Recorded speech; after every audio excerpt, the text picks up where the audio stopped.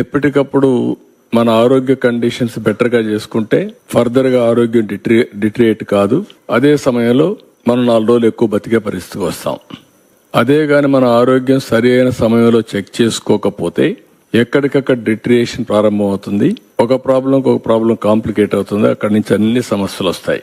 అదే మరిగా ఆర్థిక పరిస్థితి కూడా చూస్తే ఫిజికల్ హెల్త్ ఇండెక్స్, ఇది రాష్ట్ర ఆరోగ్య ఆదాయ పరిస్థితి, రాష్ట్రానికి వచ్చే వనరులు ఏవైతే ఉన్నాయో ఫైనాన్షియల్ గా దాని హెల్త్ గురించి వీళ్ళు అసెస్ చేశారు.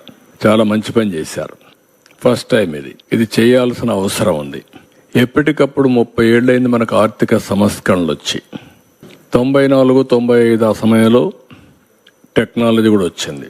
ఎవరైనా రాజకీయ నాయకులు పాలసీ మేకర్స్గా ఉండేవాళ్ళు కానీ జాగ్రత్తగా పనిచేస్తే రాష్ట్ర అభివృద్ధి కోసం, దేశ అభివృద్ధి కోసం, ఆ దేశంలో సమస్యలు పరిష్కారం చేయడమే కాకుండా ప్రజల యొక్క భవిష్యత్తు బంగారు భవిష్యత్తు అవుతుంది.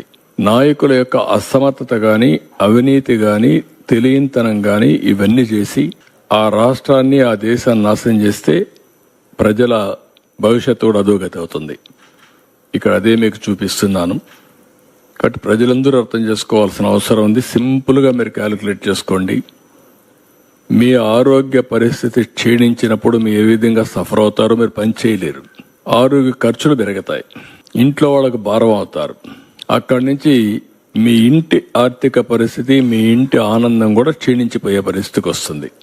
మీరు అనారోగ్యంగా ఉండి ఇంట్లో వాళ్ళందరినీ కూడా ఇబ్బంది పెట్టే పరిస్థితికి వస్తారు.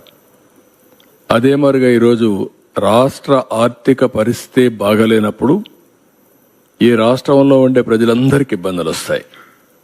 సంక్షేమాన్ని ఇవ్వలేం, ఎక్కువ పన్నులు పడతాయి. మళ్ళా అప్పులు కట్టడానికి మళ్ళీ అప్పులు చేయాలి. ఈ అప్పులు చేసిన తర్వాత అభివృద్ధికి డబ్బులు ఉండవు. డబ్బులు లేకపోతే ఇది ఒక విషియస్ సైకిల్. ఈ సైకిల్లో పడిన తర్వాత బయట రావడం చాలా కష్టం. అల్టిమేట్గా బాధపడేది ప్రజలే బాధపడతారు. అలాంటి పరిస్థితి నేను మీకు ఎక్స్ప్లెయిన్ చేస్తున్నాను ఈరోజు. దీనికి నేను వెల్కమ్ చేస్తున్నాను. నీతి ఆయోగ్ చేసిన ఎక్సర్సైజ్ని వెల్కమ్ చేస్తున్నా. అందరం కూడా జాగ్రత్తగా రాష్ట్ర భవిష్యత్తు కోసం, దేశ భవిష్యత్తు కోసం అందరం కూడా అధ్యయనం చేసుకొని ఏ విధంగా చేయాలో ఆ విధంగా చేస్తే భవిష్యత్తులో ఈ దేశం బాగుంటుంది. నా ప్రగాఢమైనటువంటి నమ్మకం, విశ్వాసం.